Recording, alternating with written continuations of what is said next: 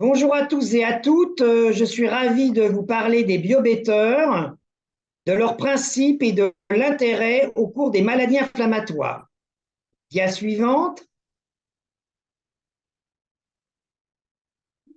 Alors, on a évolué, bien entendu, dans le traitement des maladies inflammatoires, avec au début les traitements conventionnels il y a de nombreuses années, les traitements biologiques, et puis pour des raisons de coût, l'apparition des biosimilaires. Et maintenant, on va voir que sont arrivés les biobetteurs. Diapositive suivante. Alors, le concept des biobetteurs, eh bien, avec l'avancée des biotechnologies, des versions améliorées des traitements biologiques ont été approuvées et ont permis le nouveau concept de biobetteurs. Ces biobetteurs ont en fait pour but d'obtenir et d'offrir des améliorations aux patients et aux cliniciens par rapport aux produits de référence. Donc, vous voyez que ce n'est plus un similaire, mais c'est quelque chose qui va faire mieux que l'original. Dia suivante.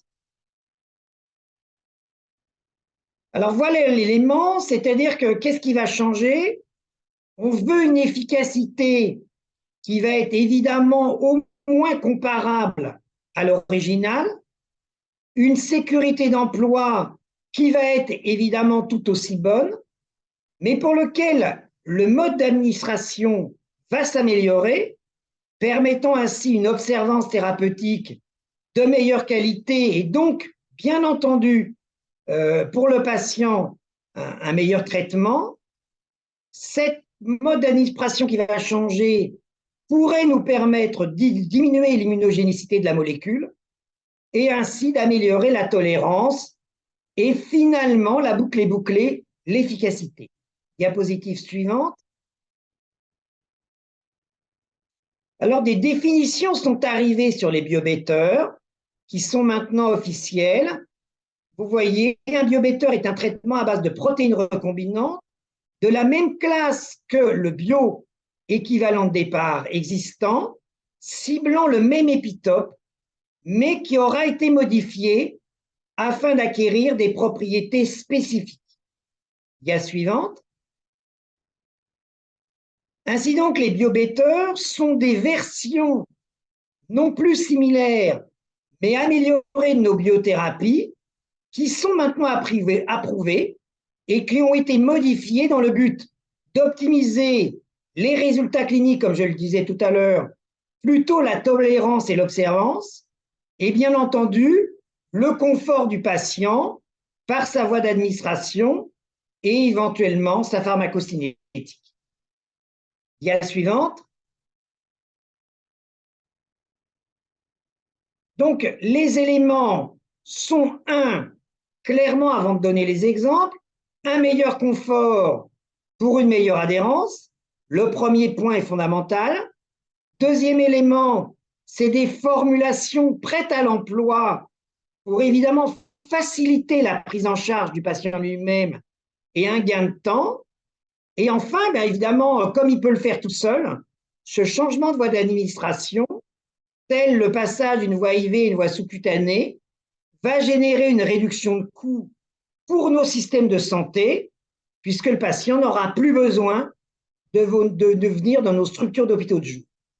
Dia suivante. Alors, deux exemples que nous avons, nous, en France, c'est l'arrivée des biobetteurs pour l'infliximab en sous-cutané, qui est le Remsima sous-cutané, CTP13, et on le verra pour le vedolizumab, qu'on peut finalement définir comme un biobetteur quand on utilise sa voie sous-cutanée. La suivante. Donc, vous voyez, on revient pour l'infliximab sous-cutané à nos 5 cases. Le mode d'administration va changer. On passe d'une voie IV à une voie sous-cutanée et on va voir tous les impacts positifs de cette voie sous-cutanée, moins d'immunogénicité et donc éventuellement, en plus de la voie sous-cutanée, pas besoin de combothérapie avec un immunosuppresseur, mais seulement d'une monothérapie. Il y a la suivante. Alors voilà l'essai qui a démarré dans les maladies inflammatoires, qui a utilisé le biobetter du CTP13 ou Remsima maintenant, avec sa partie dans l'inflammatoire. Dia suivante. Voilà la première partie de l'étude. Les malades dans cette étude étaient tous des gens porteurs d'une maladie de Crohn active qui vont recevoir de l'infliximab en IV, selon nos schémas classiques S0, S2. Et à la semaine 6, les malades sont randomisés pour cette maladie de Crohn pour avoir 4 doses possibles. Soit ils continuent la voie intraveineuse, en violet, soit ils ont des doses de plus en plus élevées de CTP13 sous-cutané ou Remsima, 120, 180, 240, toutes les 2 semaines. C'est la première partie. Le but de cette étude, c'est de montrer que la pharmacocinétique n'est pas inférieure avec la voie sous-cutanée qu'avec la voie intraveineuse. Dia suivante. Voilà donc ce que donne la pharmacocinétique lorsqu'on donne les taux résiduels, c'est-à-dire les taux d'infliximab circulant, soit juste avant les perfusions, soit juste avant la sous-cutanée. En violet, vous voyez que la courbe à la semaine 6, évidemment, va se modifier. La voie intraveineuse va baisser peu à peu pour avoir des taux moyens résiduels entre 2 et 3. Et les sous-cutanées, elles sont loin d'être inférieures parce que plus vous avez de la sous-cutanée, plus vos taux résiduels sont élevés. Et vous voyez qu'il y a un effet linéaire. La voie 120 est meilleure que la voie intraveineuse, mais la voie 180 fait encore mieux. Et la voie 240 mg en sous-cutanée fait encore mieux. Mais en tout cas, clairement, on fait mieux que la voie IV. Et si on prend une cible en rouge, en pointillé, qui est la dose à 5 microgrammes de taux résiduel, eh bien, à aucun moment, votre taux résiduel en sous-cutané n'est en dessous, alors qu'elle est constamment en dessous en résiduel avec la voie intraveineuse. Alors, est-ce que c'est important? Bien oui, parce que vous savez que plus on passe de temps en dessous de 5 et surtout en dessous de 3 microgrammes par millilitre en résiduel pour l'infliximab, plus on fabrique des anticorps qui vont neutraliser la molécule et plus on aura de phénomènes immunogènes avec des taux élevés. Et là, on peut imaginer qu'effectivement, comme on est au-dessus de ce taux, on va faire beaucoup moins d'anticorps. Diapositive suivante. La tolérance, évidemment, c'est un point d'analyse de cette première partie. Il n'y a rien du tout qui sort. C'est totalement rassurant. Il y a évidemment quelques douleurs au point d'injection, comme toute injection sous-cutanée, mais ni plus ni moins. Ces injections sont très bien tolérées et nous, dans notre pratique clinique, il est exceptionnel qu'on ait besoin d'arrêter une voie sous-cutanée. Diapositive suivante.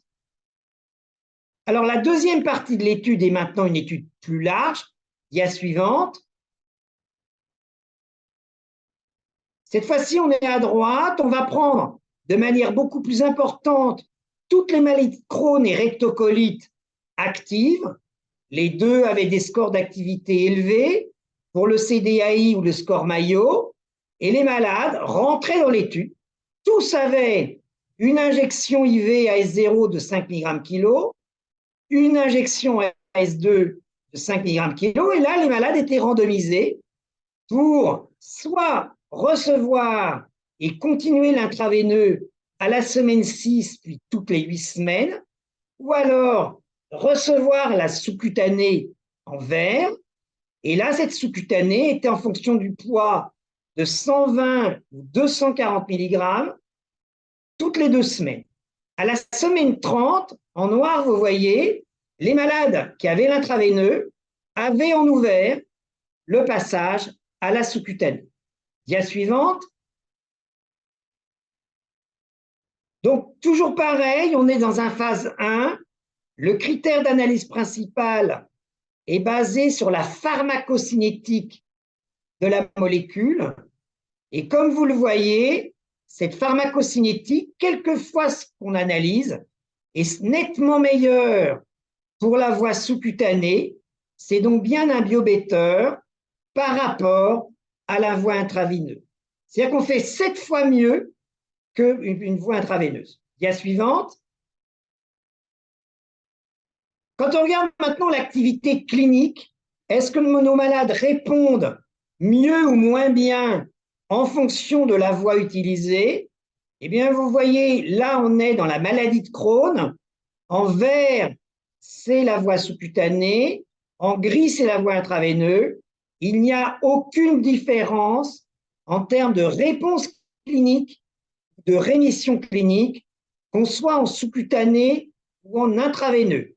Et pour ceux qui ont vu de l'intraveineux qui passe à la voie sous-cutanée, eh bien là, il n'y a pas non plus de perte d'efficacité. Donc je dirais qu'au vu de ces résultats, dans la partie Crohn, pas de différence clinique. Diapositive suivante. Quand on regarde maintenant le sous-groupe des rectocolites hémorragiques, là encore, on peut noter qu'il n'y a aucune différence entre la voie sous-cutanée et intraveineuse. C'est vrai que si on regarde la rémission clinique à droite, eh bien, vous voyez que les barres vertes, qui étaient les barres de rémission clinique pour la voie sous-cutanée, elles étaient numériquement plus élevées, notamment à la semaine S22 et 30, que la voie intraveineuse. C'était numérique car il n'y avait pas beaucoup de malades, mais en tout cas, il n'y a pas du tout d'infériorité de la réponse clinique ou de la rémission pour ce fameux biobetter. Donc, vous voyez qu'il fait mieux sur le plan pharmacocinétique et il fait aussi, au moins aussi bien sur le plan clinique. Diapositive suivante. Maintenant, ce qui nous intéressait, c'est l'immunogénicité. C'était ce qu'on attendait. Eh bien, vous voyez, les taux d'anticorps, alors ils n'ont pas des titres, ils sont positifs ou négatifs. Et là, on vous met les positifs et les négatifs. En vert, c'est les anticorps contre la voie sous-cutanée, le Remsima. Et vous voyez qu'ils sont numériquement moins importants qu'en gris pour la voie intraveineuse. Et si vous prenez maintenant les barres pleines, ce sont les anticorps dits neutralisants, eh bien, vous voyez que clairement, il y a moins d'anticorps neutralisants en utilisant la voie sous-cutanée. Et finalement, quand vous prenez tous les anticorps confondus, quel que soit le moment où elle les recherche, pour NI positive, eh bien là, vous voyez que c'était significatif. On a moins d'anticorps, on l'attendait, on le confirme, avec la voie sous-cutanée que la voie intraveineuse. Dia suivante. La tolérance, évidemment, c'était un élément important. Vous vous rappelez de notre schéma, efficacité au moins identique, évidemment une meilleure acceptabilité du fait de la voie sous-cutanée, une meilleure immunogénicité. En termes de tolérance, il n'y a rien qui sort entre les bras intraveineux et les bras sous-cutanés. Diapositive suivante. Donc, pour cette partie-là, ce qu'on peut dire, c'est que le résultat d'un traitement à 1 an suggère une efficacité, une tolérance similaire entre la voie sous-cutanée et IV, peut-être un peu mieux, mais c'est trop tôt pour le dire. Les bénéfices initiaux d'un taux plus faible d'anticorps neutralisants, comme je vous l'ai montré, de la formulation sous-cutanée, ont été maintenus pendant 1 an, avec un statut global comparable au niveau de la concentration totale d'anticorps, ce qui voudrait dire qu'on aurait moins de phénomènes immunogènes et que peut-être on pourra sûrement proposer une monothérapie. D'autres études sont en cours. Enfin, cette nouvelle formulation peut améliorer les options de traitement en le rendant évidemment plus convivial pour les patients et en évitant ce recours aux hôpitaux de jour. Diapositive suivante. Alors, est-ce que maintenant, ce concept de biobetter qu'on vient de voir avec l'infliximab sous-cutané, qui a le nom de Remsima, Il est pareil avec le vedolizumab sous-cutané. Vous avez le vedolizumab IV. Qu'en est-il avec le vedolizumab sous-cutané? Dia suivante. Voilà, il y a eu 2 études qui ont travaillé sur le vedolizumab sous-cutané. Je vais en rapporter un des 2 qui est celui dans la rectocolite hémorragique. Ce sont des rectocolites hémorragiques actives. Comme pour l'infliximab, il y a toujours 2 perfusions, S0, S2 de vedolizumab à la dose de 300 mg. Les malades étaient randomisés pour avoir et continuer le vedolizumab intraveineux, AS6 puis toutes les 8 semaines, ou alors de recevoir finalement une sous-cutanée à 108 mg toutes les 2 semaines et un bras placebo. Qu'en est-il en termes de résultats? Le placebo, bien entendu, perd et le vedolizumab sous-cutané, comme on le voit, fait la même efficacité en termes de rémission clinique, de rémission endoscopique chez nos malades RCH que la voie IV et fait bien entendu significativement mieux que le placebo. En termes de tolérance, aucune alerte nous est donnée et on va le revoir, il y a une meilleure pharmacocinétique. Diapositive suivante. Alors voilà pour la pharmacocinétique, c'est un travail qui avait été fait post-hoc. Vous voyez les dosages de vedolizumab résiduels qui sont intraveineux ou qui sont sous-cutanés. Eh bien, clairement, vous avez une pharmacocinétique plus favorable avec la voie sous-cutanée qu'avec la voie intraveineuse. Alors, est-ce que ça sert? Probablement un peu moins qu'avec l'infliximab, mais en tout cas, c'est une sous-cutanée, elle est plus acceptée que la voie intraveineuse et elle est au moins aussi favorable. Dia suivante. Alors voilà pour la maladie de Crohn, eh bien vous voyez que c'est des résultats qui ressemblent. Simplement tout à l'heure, il y avait 3 bras, il y avait après toujours les 2 premières perfusions que vous devrez faire dès que vous passez un changement de voie intraveineuse vers une sous-cutanée, vous faites 2 perfusions, vous changez. Eh bien là, on comparait la voie vedolizumab sous-cutanée en rouge au placebo. Eh bien vous voyez que la sous-cutanée permettait d'avoir des taux de rémission clinique de 48%, 34% pour le placebo. La différence était tout à fait significative. Et quand vous regardiez les effets indésirables, voire même graves ou liés au traitement, il n'y avait pas de différence significative entre les 2 bras. Dia suivante. Alors, pourquoi est-ce qu'on peut parler de biobetter? Eh bien, tout simplement, dans cette étude qui est anglaise, les auteurs ont pris tous leurs patients qui ont eu un switch en sous-cutané et ont regardé comment les patients avaient aimé le switch. Eh bien, clairement, les patients à 90% disent ce switch en sous-cutané est extrêmement favorable pour nous. Donc, pareil, eh bien, on rentre dans l'idée du biobetter. Dia suivante. Alors, comment l'utiliser? On est sur la fin de la présentation. Vous avez 2 possibilités pour passer au biobetter en sous-cutané, je vous le rappelle. Soit lors de l'initiation, vous utilisez soit l'infliximab ou le Vedo, vous faites 2 perfusions et à la semaine 6, vous passez à des sous-cutanés toutes les 2 semaines.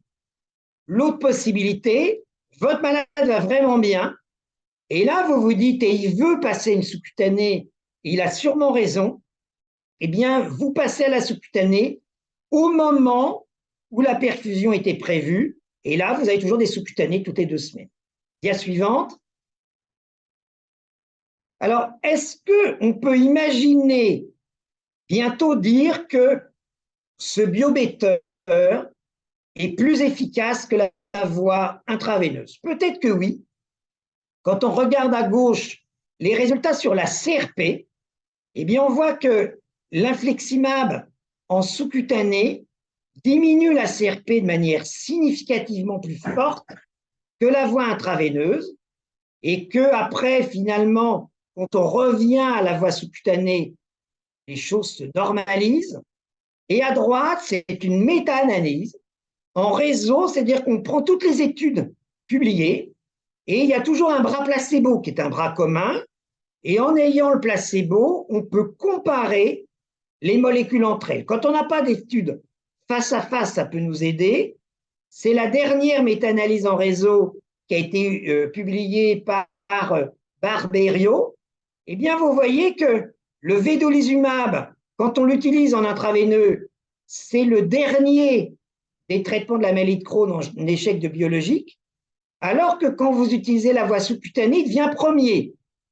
Donc, on pourrait imaginer que pour les deux molécules, la sous-cutanée est peut-être plus efficace. Dia suivante. Donc, clairement, la sous-cutanée, vous l'imaginez bien, vous l'avez peut-être déjà utilisée.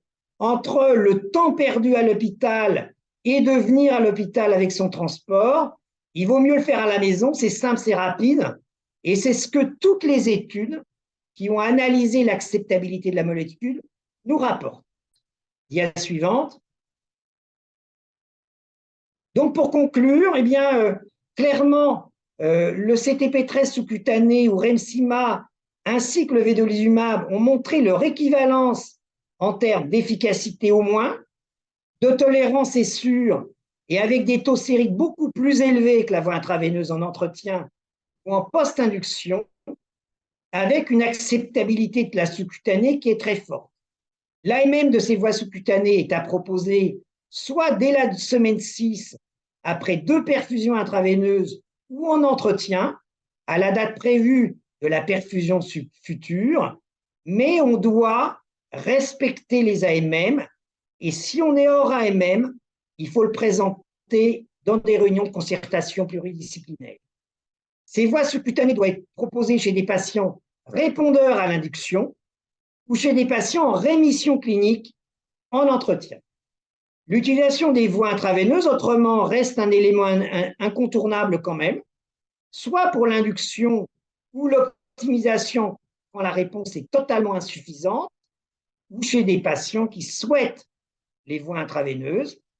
Moi, ce que je conseille quand même, c'est qu'on ait une consultation avant le switch axée sur cette voie sous-cutanée, avec de l'éducation thérapeutique, afin d'améliorer l'acceptabilité, l'observance et surtout de diminuer l'effet nocebo de quelqu'un qui dirait « ça y est, on va mettre quelque chose qui est peut-être moins bien, alors que j'allais bien avant ».